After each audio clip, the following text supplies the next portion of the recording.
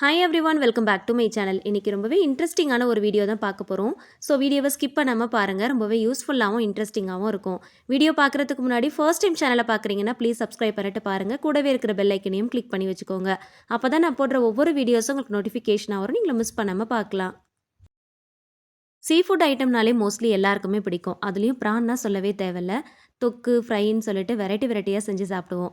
ஆனால் இதை க்ளீன் பண்ணுறதுக்கு ஒரு சில பேருக்கு கஷ்டப்படுவாங்க. இதை ஈஸியாக எப்படி க்ளீன் பண்ணலாம் அப்படிங்கிறத பார்க்கலாமா? பெரிய சைஸில் இருக்கிற ப்ரானாக இருந்துச்சுன்னா க்ளீன் பண்ணுறது ரொம்ப ரொம்ப ஈஸியாக இருக்கும். இதே மெத்தடில் நீங்கள் சின்னதாக இருக்கிற ப்ரானையும் க்ளீன் பண்ணிக்கலாம். எல்லாமே சேம் மெத்தட் தான். ஆனால் இது கொஞ்சம் பெருசாக இருக்கிறதுனால ஈஸியாக க்ளீன் பண்ணிடலாம். கொஞ்சம் சின்னதாக இருந்துச்சு அப்படின்னா அது உடஞ்சி போகாமல் பார்த்து பக்குவமாக க்ளீன் பண்ணணும், அவ்வளோதான். பட் ரெண்டுமே சேம் மெத்தட் தான். ஃப்ரை பண்ணுறதுக்கு இந்த மாதிரி பெரிய சைஸில் இருக்கிற ப்ரானில் பண்ணிங்கன்னா டேஸ்ட் ரொம்ப நல்லாயிருக்கும். அதே தொக்கு பண்ணுறீங்கன்னா குட்டி குட்டியாக இருக்கிற ப்ரானில் பண்ணிங்கன்னா டேஸ்ட் ரொம்ப நல்லாயிருக்கும். குட்டி சைஸில் இருக்கிற ப்ரானில் ஃப்ரை பண்ணோம் அப்படின்னா அது இருக்கிற தெரியாமல் போயிடும், ரொம்ப சுருங்கி போன மாதிரி ஆகிடும். அதனால் ஃப்ரை பண்ணுறதுக்கு இந்த மாதிரி பெரிய ப்ரான் யூஸ் பண்ணிக்கோங்க. நான் வீடியோவில் உங்களுக்கு 2 மெத்தடில் க்ளீன் பண்ணி காட்டியிருக்கிறேன். ஃபஸ்ட்டு தலையை க்ளீன் பண்ணிவிட்டு அதுக்கப்புறம் வால் எடுத்துகிட்டு நடுவில் இருக்கிற அந்த ஸ்கின்னை மட்டும் நம்ம ரிமூவ் பண்ணிடலாம். சைடில் இருக்கிற அந்த வாலையும் எடுத்துடலாம். அப்படி இல்லைன்னா ஃபஸ்ட்டு வாலை எடுத்துட்டு அதுக்கப்புறமா நடுவில் இருக்கிற ஸ்கின்னை பீல் பண்ணும் போது அப்படியே சேர்த்து தலையையும் சைடில் இருக்கிற அந்த கால்களையும் அப்படியே எடுத்துடலாம். ப்ரானில் இருக்கிற அந்த ஸ்கின் எல்லாத்தையுமே பீல் பண்ணி தனியாக எடுத்ததுக்கப்புறமா இப்போ மேலேயும் இந்த மாதிரி கீழேயும் பார்த்தீங்கன்னா பிளாக் கலரில் ஒரு குடல் மாதிரி இருக்கும். இந்த பிளாக் கலரில் குடல் மாதிரி இருக்கு இல்லையா, இது அழுக்கு. இதை க்ளீன் பண்ணாமல் நம்ம சமைச்சு சாப்பிட்டோம் அப்படின்னா கண்டிப்பாக ஸ்டொமக் பெயின் வரும். ஒரு சில பேர் சொல்லுவாங்க ப்ரான் சாப்பிட்டா வயிறு வலிக்கும், டைஜஷன் ஆகாதுன்னு. அதுக்கு ரீசனே இதை க்ளீன் பண்ணாமல் சமைக்கிறது தான். மோஸ்ட்லி ஹோட்டல், ரெஸ்டாரண்ட்டில் இல்லைனா ஸ்ட்ரீட் ஃபுட்லலாம் நம்ம இந்த மாதிரி சீ ஃபுட் ஐட்டம்லாம் சாப்பிடும் போது இதை சரியாக க்ளீன் பண்ணாமல் பண்ணியிருந்தாங்க அப்படின்னா கண்டிப்பாக இதை சாப்பிடும் போது அந்த மாதிரி இஷ்யூஸ்லாம் நமக்கும் வரும். மோஸ்ட்லி சீ ஃபுட் ஐட்டம்ஸ்லாம் வெளியில் வாங்கி சாப்பிட்றத விட வீட்டில் இந்த மாதிரி வாங்கி ப்ராப்பராக க்ளீன் பண்ணிவிட்டு ஹைஜீனிக்காக குக் பண்ணிவிட்டு சாப்பிட்டீங்க அப்படின்னா நமக்கு எந்த இஷ்யூஸும் வராது. ப்ரானுடைய டாப் சைடில் நைஃப் யூஸ் பண்ணி லைட்டாக கட் மாதிரி போட்டுட்டு எடுத்திங்கன்னா ரொம்ப ஈஸியாக எடுத்துடலாம். பாட்டம் சைடில் இந்த மாதிரி நெயில் யூஸ் பண்ணி லைட்டாக கீரல் மாதிரி போட்டுட்டு எடுத்திங்கன்னா ரொம்ப ஈஸியாக எடுத்துடலாம். இந்த மாதிரி ப்ராப்பராக க்ளீன் பண்ணிட்டு குக் பண்ணிங்கன்னா எந்த விதமான இஷ்யூஸும் நமக்கு வராது.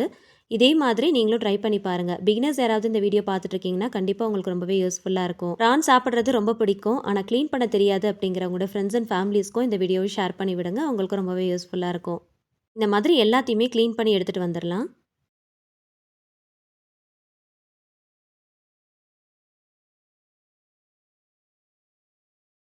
இந்த ப்ரான் ஃபுல்லாக க்ளீன் பண்ணதில் இந்த அளவுக்கு அழுக்கு இருந்துச்சு. இதை அப்படியே நம்ம சமைச்சு சாப்பிட்டோம் அப்படின்னா கண்டிப்பாக ஸ்டொமக் பெயின் வரும். ப்ரானை நல்லா க்ளீன் பண்ணிவிட்டு ஒரு 5 to 6 டைம்ஸ் கிட்ட நல்லா வாட்டர் போட்டு நல்லா வாஷ் பண்ணி எடுத்துக்கோங்க. இப்போ பாருங்கள், நல்லா சுத்தமாக வாஷ் பண்ணி எடுத்துகிட்டு வந்துட்டேன். ப்ரானை கண்டிப்பாக ஒரு 5 to 6 டைம்ஸாவது வாஷ் பண்ணணும். இல்லைனா ஒரு மாதிரி ஸ்மெல் வந்துட்டே தான் இருக்கும். சாப்பிட்றதுக்கு அந்தளவுக்கு இஷ்டப்பட மாட்டாங்க.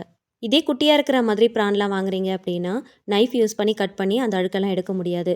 கையிலேயே அழகாக நீக்கிட்டே எடுத்துடலாம். ரொம்ப சாஃப்டாக இருக்கும். ஸோ அதனால் கையிலேயே நீங்கள் க்ளீன் பண்ணிக்கோங்க, கத்தி யூஸ் பண்ணாதீங்க.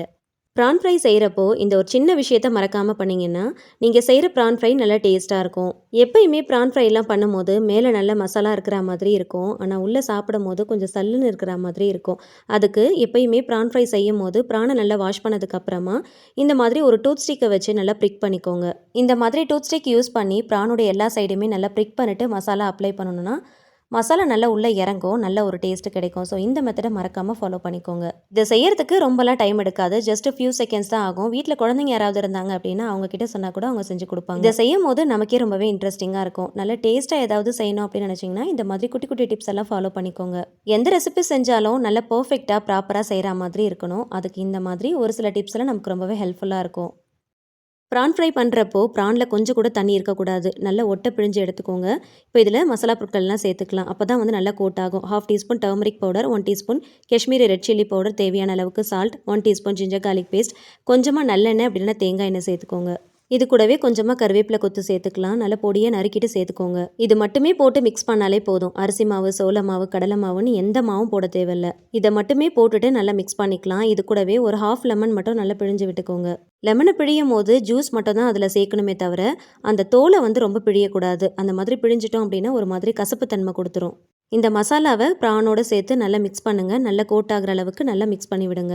இந்த மாதிரி மசாலா சேர்த்து மிக்ஸ் பண்ணும்போது ப்ரானில் நல்லா கோட் ஆகணும் அப்படின்னா ப்ரானில் கொஞ்சம் கூட தண்ணி இருக்கவே கூடாது. நல்லா ஒட்டை பிழிஞ்சிட்டு தான் நீங்கள் இந்த மாதிரி செய்யணும். அப்போ தான் வந்து மசாலா நல்லா கோட் ஆகும். இப்போ பாருங்கள் நல்லா கோட் ஆகிருக்கு. மசாலா அப்ளை பண்ணிட்டோம். ஆனால் எண்ணெயில் ஃப்ரை பண்ணும்போது கொஞ்சம் கூட உதிராமல் ஃப்ரை பண்ணணும் அப்படின்னா அதுக்கு ஒரு சின்ன டிப்.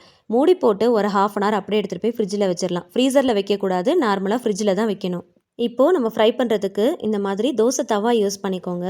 அப்போ தான் வந்து ஃப்ரை பண்ணுறதுக்கு வசதியாக இருக்கும். ஒட்டாமல் உதிராமல் ரொம்ப சூப்பராக வரும். டேஸ்ட்டும் ரொம்ப நல்லாயிருக்கும். ஒரு சில பேர் கடாயில் போட்டு ஃப்ரை பண்ணுவாங்க. இரும்பு கடாயாக இருந்துச்சுன்னா ஓகே. அப்படி இல்லைன்னா இந்த மாதிரி இரும்பு தோசைக்கல் இருந்துச்சுன்னா யூஸ் பண்ணிக்கோங்க. ரொம்ப வசதியாக இருக்கும். ஃப்ரை பண்ணுறதுக்கு தேவையான அளவுக்கு மட்டும் ஆயில் சேர்த்துக்கலாம். அதிகமாக சேர்த்துட்டோம் அப்படின்னா அந்த ஆயிலை வந்து அகைன் ரீயூஸ் பண்ண முடியாது. ஸோ அதனால் அளவாக பார்த்து சேர்த்துக்கோங்க. ஆயில் லைட்டாக ஹீட் ஆனதும் ஒவ்வொரு ப்ரானையும் ஸ்பூன் யூஸ் பண்ணி எடுத்து போட்டு 2 பக்கமும் திருப்பி போட்டு நல்லா செவந்து வர அளவுக்கு பொரிச்சு எடுத்துக்கோங்க. ப்ரானுடைய cooking time maximum 3 to 5 minutes தான். ஸோ ரொம்ப நேரம் குக் பண்ணிட்டோம் அப்படின்னா ஹார்டான மாதிரி ஆகிடும். ஸோ அதனால் கரெக்டான டைமில் குக் பண்ணி எடுத்துக்கோங்க. இந்த மாதிரி லைட் கோல்டன் ப்ரௌன் வந்ததும் நம்ம வெளியில் எடுத்துடலாம்.